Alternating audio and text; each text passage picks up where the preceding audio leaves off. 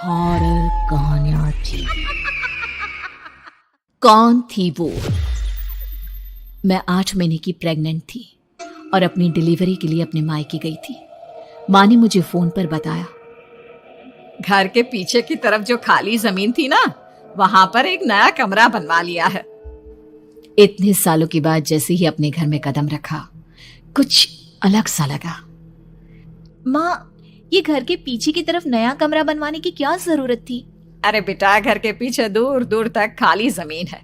तेरे पापा को कई दिनों से लग रहा था कि यहाँ पर एक कमरा बनवा लेंगे तो ताजा हवा मिल जाया करेगी। अब तो ये सब छोड़ और चल जल्दी से दूध पी ले। माँ, मैं थोड़ी देर में पी लूंगी, आप सो जाओ। मैंने दूध का गिलास उठाकर उस खिड़की में रख दिया।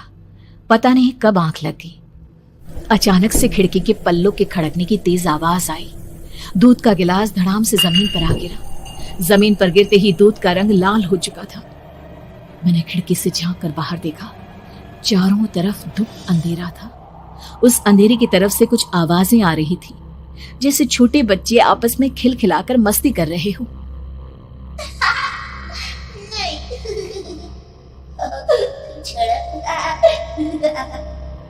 इतनी रात को इतने घनघोर अंधेरे में बच्चों की आवाज कैसे आ रही है? घड़ी में वक्त देखा तो ठीक 12 बजे थे। देखकर मैं सन्न रह गई।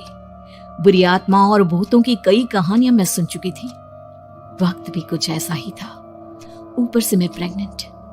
सुना था कि ऐसे वक्त में अक्सर बुरी आत्माएं औरतों का पीछा करती है, तो क्या मेरे पीछे भी?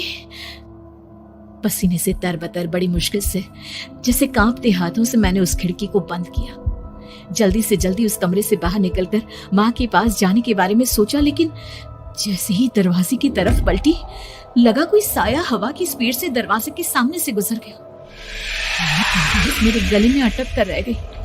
मैं जोर से चीख कर माँ को बुलाना चाहती थी, लेकिन वो आवाज खुद मेरे कानों तक नहीं पहुंच पा रही थी। तो माँ तक कैसे पहुंचती?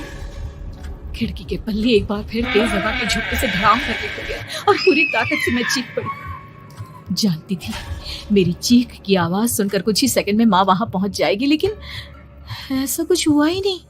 मेरा कलेजा डर के मारे फटा जा रहा था। आखिर माँ ने मेरी आवाज क्यों नहीं सुनी? इतनी गहरी नींद में तो माँ कभी नहीं सोती। ठीक पीछे खुली हुई वो खिड़की।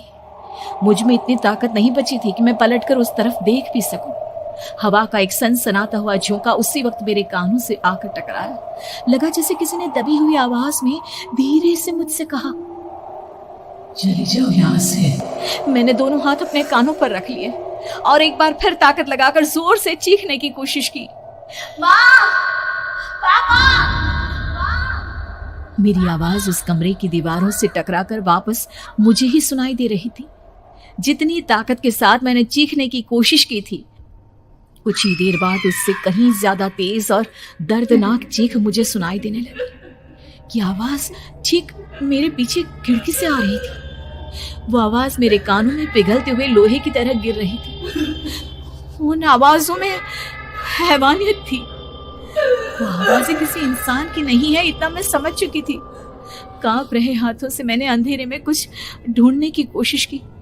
तभी अचानक मेरा हाथ बेड पर रखी टॉर्च पर पड़ा। किसी तरह ताकत लगाकर टॉर्च का बटन ऑन किया, लेकिन ये क्या? सामने दरवाजे पर 3 छोटी लड़कियां खड़ी हुई थी। उनके हाथ में स्टील के चमचमाते हुए चाकू थे। मैं घबराकर लड़खड़ाई और पीछे की तरफ हटी, लेकिन तब तक वो मेरे पास आ चुकी थी। उनकी गर्दन टेढ़ी थी और उनके हाथों के वो चाकू मेरे पेट को निशाना बनाने को तैयार। मैं जोर से चीखी, नहीं, छोड़ दो मेरे बच्चे को, मत मारो, मत मारो, छोड़ दो मेरे बच्चे को। सोनाली, सोनाली, क्या हुआ बेटा? तू इतनी डरी हुई क्यों है? उठ बेटा, क्या हुआ? हड़बड़ाकर मैंने अपनी आंखें खोली।